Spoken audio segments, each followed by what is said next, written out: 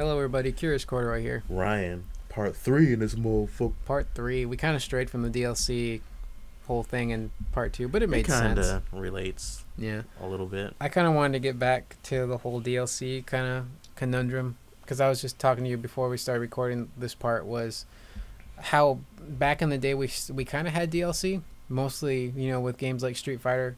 Because you bought Street Fighter 2, on the Super Nintendo. Edition, Super then they Turbo had Edition, they had New Turbo Warriors, Edition. Yeah. or New Champions, then World Warrior, then Super Street Fighter 2 Turbo. That sort of made sense because back in the day, you couldn't just plug in your Super Nintendo. You'd be like, oh, I'm going to download these new characters to my Super Nintendo cartridge. You couldn't do that back in the day, so you were forced to buy the new cartridges. And for the most part, they were reasonably priced. Games were a lot cheaper back then compared to what they are now. So, understandably, that business model worked back then. You had no other choice really unless you just wanted to skip that iteration of the game. And like I was saying before the video, I think it kind of traps people who play the game hardcore. Like personally, I play all those games like super hardcore, and like to be good at the game, obviously you have to play and you have to be up to date with all the changes and everything. Balance so it's tweaks, characters added. Yeah, so you have to. Well, it's definitely like the changes they have to, the characters, especially the character that you play. And it's like going from Street Fighter 4 to Super Street Fighter 4. Like I said before the video, I was perfectly okay with that because they added tons and tons of content to that game, and it was only $40. And then Arcade Edition came out, and it was like the 4 characters that they added, I guess they were cool. And what Capcom claimed was that Arcade Edition was specifically for people who didn't have internet access. And people who did have internet access could just download it as DLC. Yeah. Or you can just go drop another $40. And people who don't have internet access, it probably won't even matter to them, because chances are, if you're a competitive gamer, I don't see how you're going to be getting any better if you're not playing online, unless you have like local if you have tournaments and stuff like that, that's good too. But to stay up to date, especially when playing in tournaments, you have to have the latest game. You can't just say to yourself, oh, I'm done buying it because Capcom is bullshit and I don't want to keep buying their games.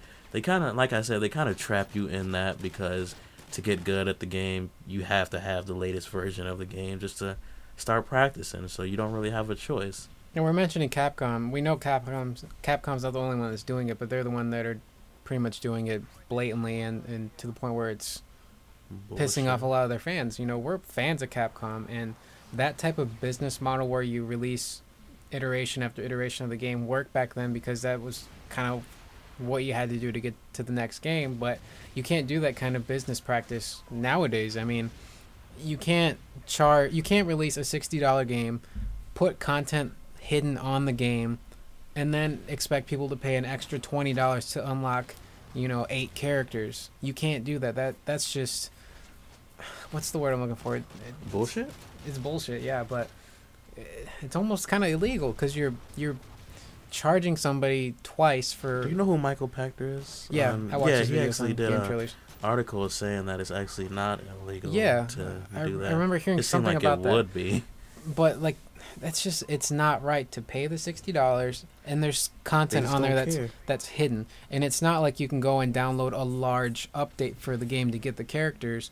They're already on the disc. You're just downloading an encryption code, and not only that, they're hidden from you. I love how Battlefield 3 and Bad Company 2, like Bad Company 3 when Back to Karkin came out, and Battlefield 2 Vietnam, when those came out, when you log on, you have to download like a 2 gig update, and all the update does is add all the new content to the game, but you have to drop $15 or 1,200 points in actually order to unlock it.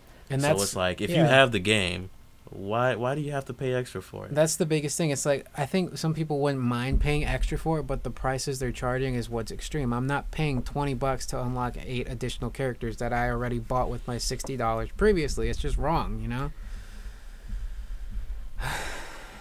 You like DLC?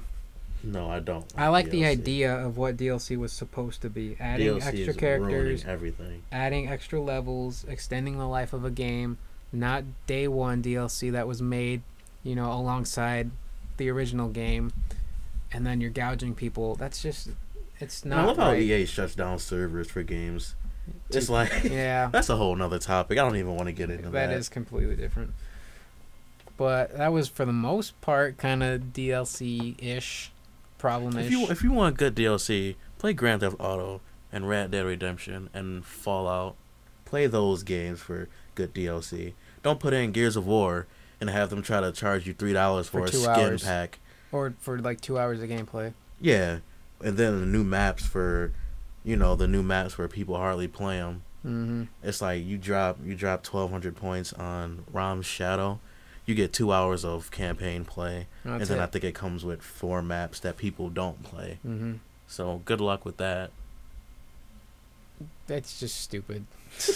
Like I said, I like the whole idea of it, but today's business practices and companies, they only care about the money and they don't really care about the fans, And a lot of people say vote with your dollars, which I understand completely.